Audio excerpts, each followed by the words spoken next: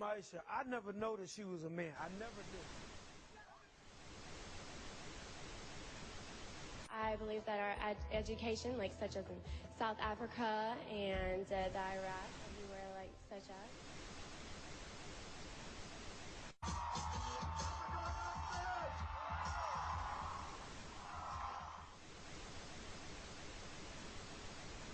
Platform 8 for the 2228 Southern service to Eastbourne via Lewis. Please join flight 2. One option, placing a tracking microchip under a service member's skin. Special operations on. And if you hear the shouting, it's a group of demonstrators who come. 9/11 was an inside job.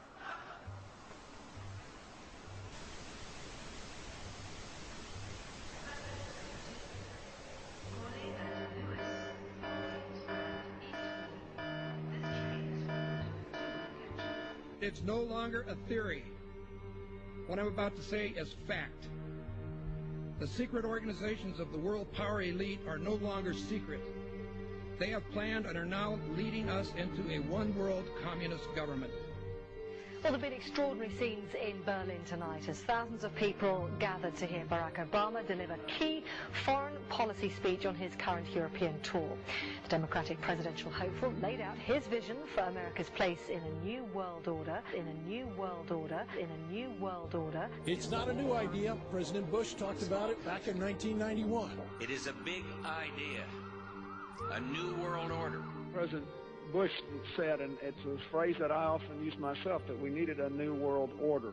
There's a need for a new world order. I call upon all states to join ranks in order to found the new world order of the 21st century.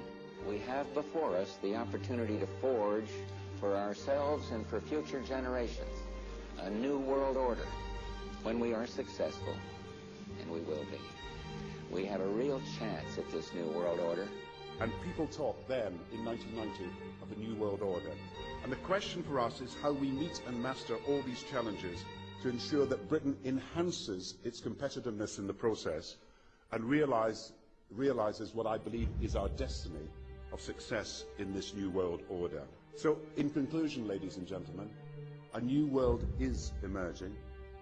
It is a new world order with significantly different and radically new challenges for the future. And people better understand that they mean exactly what they're saying. It's a new world order they're trying to create, and they're trying to do so not only without approval or consent of the governed in this country, but despite the popular will. This is a straightforward assault by the elitists in this country. There is a global meltdown coming. It is a global depression, and one world currency and one world financial system is the end game. China said last week they want one global currency. France said yesterday or the day before that they want one world order, a new world order, at the end of this event. Gordon Brown will today call on fellow world leaders to seize the opportunity created by the worldwide economic crisis to create a truly global society. The Prime Minister will use a high-profile speech in the City of London to say that Britain, the US and Europe should join together to create a new, stronger and more just world order.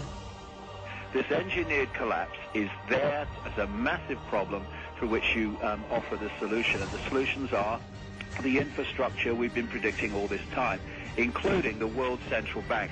The goal of this manipulation, and has been for a very long time, is to get the world population to see as a good idea, or the only option in given circumstances that are manipulated into place, the creation of a one-world government, a world central bank which would administer all financial transactions on the planet, a world currency, and a microchipped population linked to a global computer. The wealthy elite who have the money and the power know that if they can create a one world global social system, that they can control the central authority. In other words, world control, world domination, one of the oldest desires in the history of the world. There's a very, very clear-cut and easily identifiable system in place that puts all of these elements from media control to government control to energy control together into one apparatus working together effectively towards its final goal, which is, you know, global control. Because of the compartmentalized pyramids that they've constructed within all these institutions of government and finance and corporations, the vast majority of people who are daily making contributions to push the world in this towards this Orwellian global state have no idea that they're doing that because they don't know how their contributions fit in with everyone else's. Only the few at the top do. Most people don't have a clue that unelected private bankers actually control the governments of the world. There is this like cozy little myth that is perpetuated between politicians and the media. The media report the world as if presidents and prime ministers are the final arbiters and decision makers in the world, which means that the people above the level of presidents and prime ministers that really make the decisions, they're never looked at or exposed by the mainstream media because they're not accepted to exist. The central bankers of the world are working together to create a one-world government.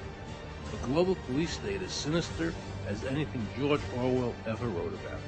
Where every person on the planet Earth will have an RFID chip implanted. It is the first implantable microchip for humans that has multiple security, financial, and healthcare applications. More than 100 law enforcement officials in Mexico are having microchips implanted in their arms. The chips allow a person to be scanned, sort of like a cereal box at the supermarket. Just like the microchips implanted in the necks of dogs and cats, allowing lost pets to be identified, this glass capsule can do the same for humans. A chip in everybody would be the universal monetary system par excellence, because there'd be no escape from it, and you'd be totally under the control of those who issue the electronic impulses in that chip. The problem throughout human society is that the good men and women do nothing. They don't want power. They don't want control. They want to lead a leisurely life. They want to spend time with their family. They want to lead simple lives. But we are forced throughout society, throughout history, and throughout human time to stand up against bullies. And many times we stand up before it's too late. And we reverse the course of tyranny. And more often than not, we don't stand up in time, and horrible things have to happen first, so decadent societies learn why liberty and freedom is so precious. If you think you don't like the situation now, then think what you're going to face a little way down the road, and more than anything, think of what your children are going to have to face. Because you think we live in a controlled society now, this is nothing compared with what they are going to have to live in. So in terms of parents who are listening to this information, I would say this. Go and look your children in the eyes and tell them that you can't be bothered, or you're too frightened to do anything about it. You're too frightened to get involved, too frightened to get involved in being another conduit for getting this information further and further expanded into the public mind.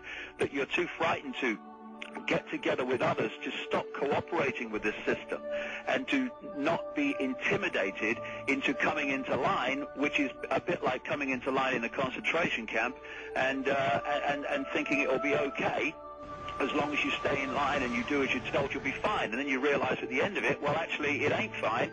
And if you'd have all rebelled earlier, then you wouldn't be in the situation you're facing now.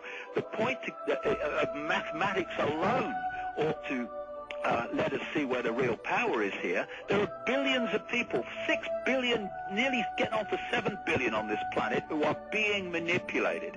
There are, in full knowledge of what they're doing, a relative handful of those who are doing the manipulating to the end that we're talking about. They think they've beaten us. They think that they're going to have their way with us. And I'm here to tell them they're not going to have their way with us. We are going to defeat them. You guys aren't going to be able to get away with your New World Order, sir. Talk about Bill. You know what New World Order is. You will never get a New World Order. Never. National sovereignty will prevail. The New World Order is going down, sir. You can laugh. Wake up, people. Wake up. Research the New World Order. This is important. Look it up. Investigate it. Your New World Order will